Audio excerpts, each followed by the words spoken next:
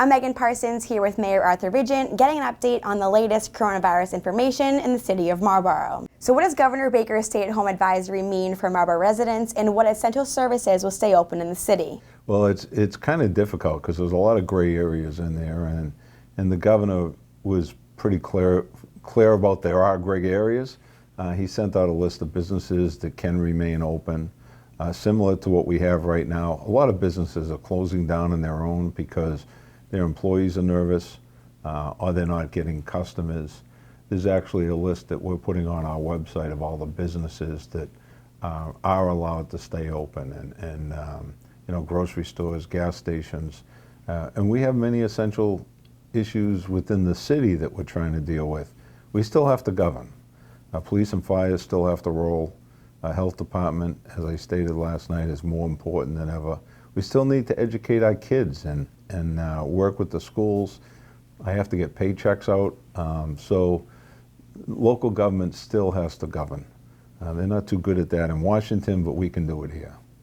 How can residents continue to support local businesses while continuing to practice social distancing? Yeah, many of the businesses it's very tough with right now, because if a hair salon closes down, you can't do a takeout for a haircut. But the restaurants and the grocery stores obviously are running out of food products and cleaning supplies, but the restaurants are really important. And you know, we have so many great restaurants in the city, and do some takeout. You know, take that great meal from one of our local restaurants home with you and enjoy it with your family. I know a hotline has been set up for residents to call for any information. Can you talk a little bit more about that? Yeah, we have everything up on the website. We're trying to update that on a daily basis, and it's been pretty positive at this point. People are just glad they're getting information. City Hall is open for business. All our city offices are open for business. We have closed the buildings down, but there are staff in there that will answer your phone call or return an email. We have drop boxes in the front and the back of City Hall, so if you want to pay one of your bills and you're not online, you can just drop it off anytime. Working with the collector, I've extended the excise tax bills till April 30th.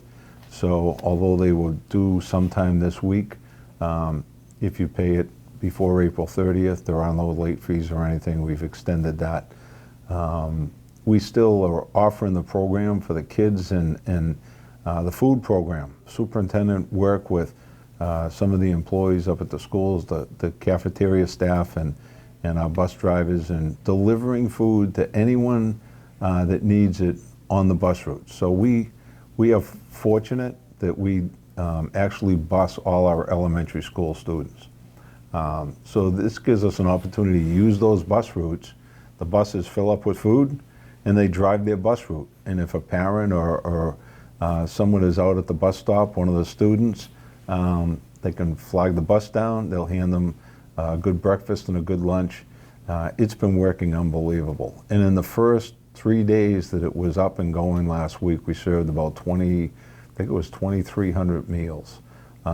Just phenomenal. So if anyone needs food or needs something, some nourishment, stand out there and flag the bus down. And Councilor Landers told me last night at the meeting that he actually wanted to try one, so he flagged the bus down, and he was all excited he got one of the meals. But they were also working with the senior center.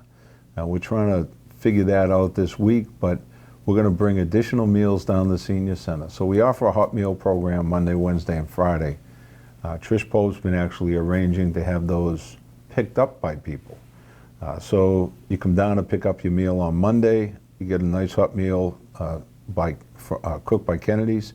We're also going to hand you a bag for the next day, one of the lunches from school, for breakfast and lunch on Tuesday. And then you can come for a hot meal again on Wednesday. And we'll do the same thing and hand out bags. So we're figuring all that out because their regular program ends this week. So we're going to obviously extend it, and we're trying to figure out the logistics of it. So everyone's been doing a great job and working together to get through this. It's a difficult time. How are first responders in the city handling the influx of patients, and can they expect any relief in terms of additional supplies?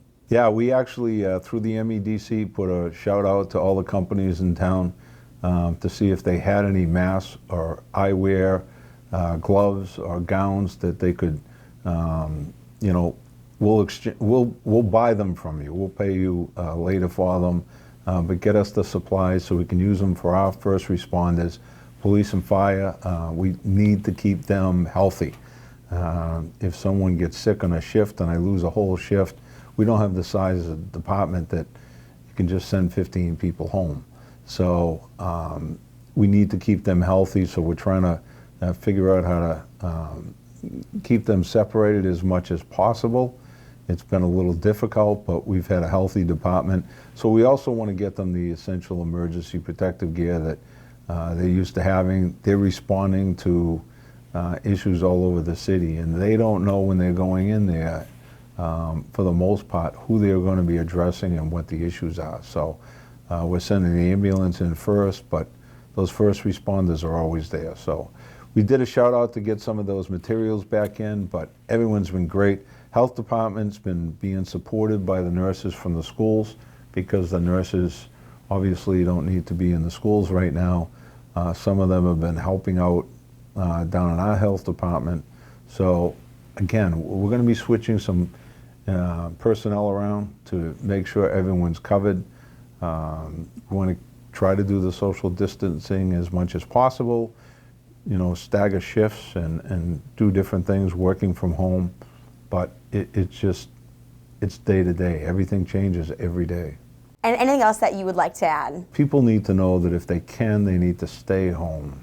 You know, stay out of the way of other people. Keep your distance from other people. This is very contagious, and we're concerned about the elderly in the city and people that have some other issues that might cause them to be affected more than the average person out there. A lot of people are going to get this and not even know they have it. I have very minor symptoms. And we are expecting a big influx of positive cases. You know, we have 2 in the city right now. The first one we actually had way back at the beginning, way back 2 whole weeks ago, when this all started. He's actually off everything now. He's back to work and he's fine. But he was the first case that we had in the city, and we have 2 current cases going right now, and we're just keeping them separated from everyone else, and everyone works on this together. We got a great hospital up there that's going to take care of us. They have the tent set up for the drive-through testing if that's needed, and we're going to take care of the residents of Marlboro.